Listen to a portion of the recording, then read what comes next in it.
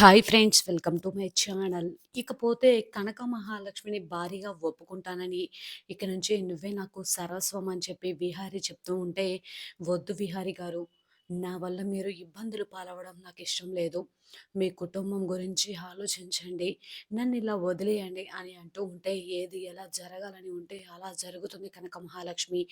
నాకు సహస్రకు పెళ్లి జరగాలని ఆ దేవుడు రాసిపెట్టి ఉంటే ఇప్పటికి 2 సార్లు పెళ్లి ఆగిపోదు కదా అని విహారి అంటూ ఉంటే, కనక మహాలక్ష్మి ఏం మాట్లాడకుండా సైలెంట్‌గా ఉండిపోతుంది. వెంటనే విహారి అమ్మవారి దగ్గర ఉన్న కుంకుమ బొట్టు తీసుకొని లక్ష్మి నుదుటన పెట్టగానే లక్ష్మి చాలా సంతోషపడుతూ ఉంటుంది. అప్పుడే ఇక ఆదికేశవులు, గౌరీ దంపతులు పూజకు టైం అవుతుందని చెప్పి వెంటనే విహారికి ఫోన్ చేస్తారు. వస్తున్నాం మామయ్య, దగ్గరలోనే ఉన్నాం" అనగానే, "సరే బాబు, త్వరగా వచ్చేయండి" అని అంటూ ఉంటాడు ఆదికేశవులు. ఇద్దరు కలిసి గుడికి వెళ్తారు. అక్కడ పూజ చేస్తూ ఉంటారు. అదే గుడికి నంబర్ ట్రాక్ చేసి అంబికా, సహస్ర, పద్మాక్షి, యమున అందరూ కూడా గుడికి చేరుకుంటారు. అక్కడ పూజలు పీటల మీద కూర్చొని పూజ చేస్తున్న బిహారీ, అలాగే ఇంకా కనక మహాలక్ష్మి ఇద్దరిని కూడా చూసి అందరు కూడా షాక్ అయిపోతారు.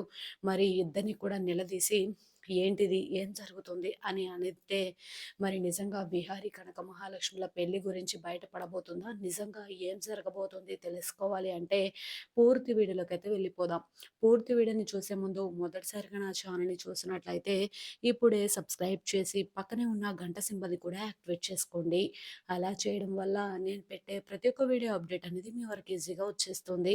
ఇక లేట్ చేయకుండా పూర్తి వీడియోలోకైతే వెళ్ళిపోదాం. అయితే ఇక కనక మహాలక్ష్మి బిహారీకి ఎంత చెప్పినా కూడా బిహారీ వినడు కదా. "నువ్వే నా భార్యవంటూ" అనడం అంతా కూడా చెప్తూ ఉంటాడు.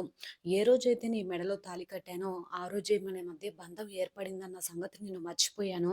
మూడో వ్యక్తి అయిన ప్రకాష్ వల్ల మన ఇద్దరి మధ్య బంధం ఏర్పడిందని, మన ఇద్దరం వాటికి బాధ్యులు కాదని అనుకున్నాం. కానీ ఆ మూడో వ్యక్తి వల్ల మన మధ్య ఏర్పడిన బంధం గురించే మర్చిపోయాను కనక మహాలక్ష్మి.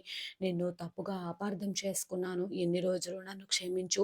నువ్వు నా కోసం నీ ప్రాణాలనే త్యాగం చేయాలని అనుకున్నావు. కానీ నువ్వు చేసిన త్యాగం వల్ల నేను క్షణం క్షణం ఎంత కుమిలిపోయేవాడినో నీకు తెలీదు" అని చెప్పి విహారీ కనక మహాలక్ష్మికి అర్థమయ్యేలా చెప్పడంతో కనక మహాలక్ష్మి కూడా సరే అని చెప్పేసి అంటుంది. ఇక విహారీ కనక మహాలక్ష్మి నుదుటిన బొట్టు పెట్టి భారీగా అంగీకరిస్తాడు. కనక మహాలక్ష్మి తన మెడలో ఉన్న తాళిబొట్టును తీసుకొని ఇక వెంటనే కళ్ళకు అద్దుకొని, "విహారి గారు" అంటూ దగ్గరికి వస్తుంది.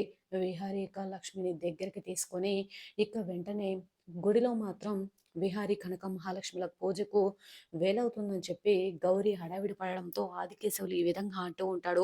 "నువ్వెందుకే కంగారు పడుతున్నావు, నన్ను కంగారు పెడుతున్నావు, నేను ఫోన్ చేస్తాను ఉండు" అని చెప్పేసి వెంటనే ఇక ఫోన్ చేస్తాడు విహారీ. ఇక "మామయ్య గారు ఫోన్ చేస్తున్నారు లక్ష్మి" అనగానే, "ఫోన్ లిఫ్ట్ చేయండి" అని అంటుంది. అప్పుడు వెంటనే విహారీ ఫోన్ లిఫ్ట్ చేసి, మామయ్య గారు" అనగానే, "ఎక్కడి వరకు వచ్చారు బాబు, గుడిలో ఇక పూజ సమయం అవుతుంది కదా" అనగానే, వస్తున్నాం మామయ్య" అని చెప్పి అంటూ ఉంటాడు. వెంటనే ఇక సరే అని చెప్పేసి ఈ విధంగా ఇద్దరు కూడా వెంటనే విహారీ లక్ష్మి చేతులను పట్టుకొని తీసుకొని వస్తూ ఉంటాడు.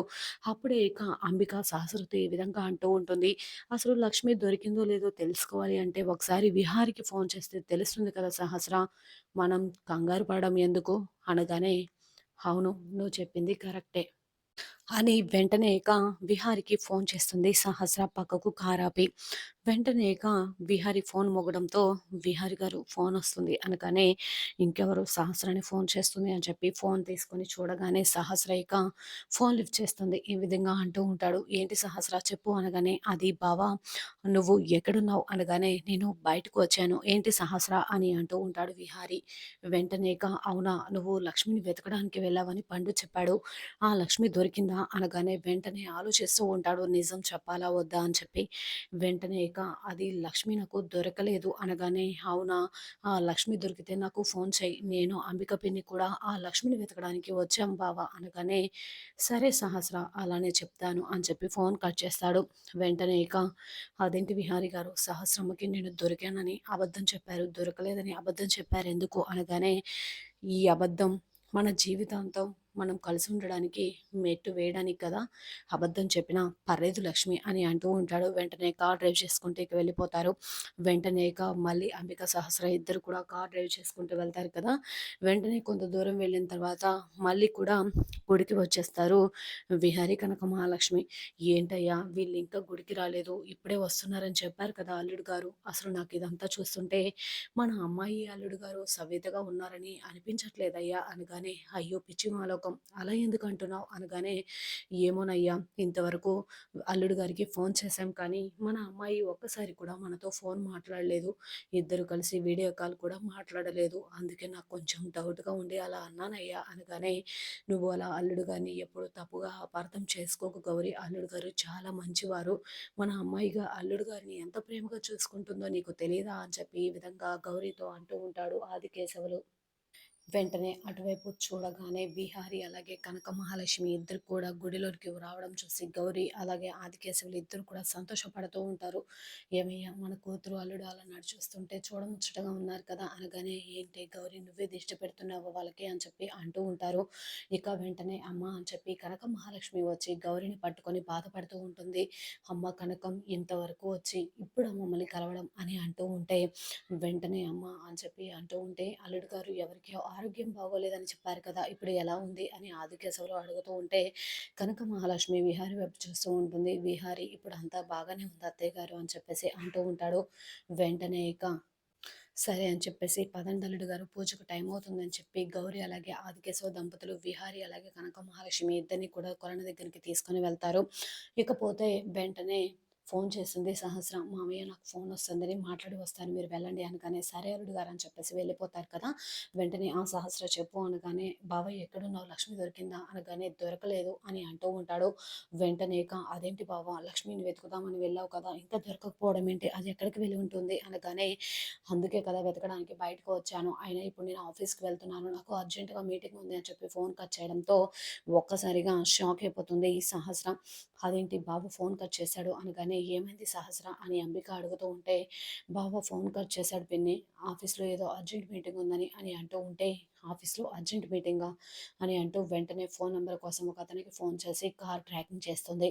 ట్రాకింగ్ చేసి వేరే వైపు వెళ్ళడంతో జూబ్లీ హిల్స్ వైపు ఆఫీస్ ఉంటే, తను అటు వెళ్ళడం ఏంటి ఏదో జరుగుతుంది అని చెప్పి అనుకుంటూ వెంటనే ఆ కార్ ట్రాకింగ్ ద్వారా వెంటనే గుడికి చేరుకుంటారు. అంబిక, యమున, సహస్ర, పద్మాక్షి, వసుధ అందరూ కూడా గుడిలో ఇక పూజ చేయడానికి కూర్చున్న లక్ష్మి అలాగే విహారి ఇద్దరిని కూడా చూసి అందరూ షాక్ అయిపోతారు.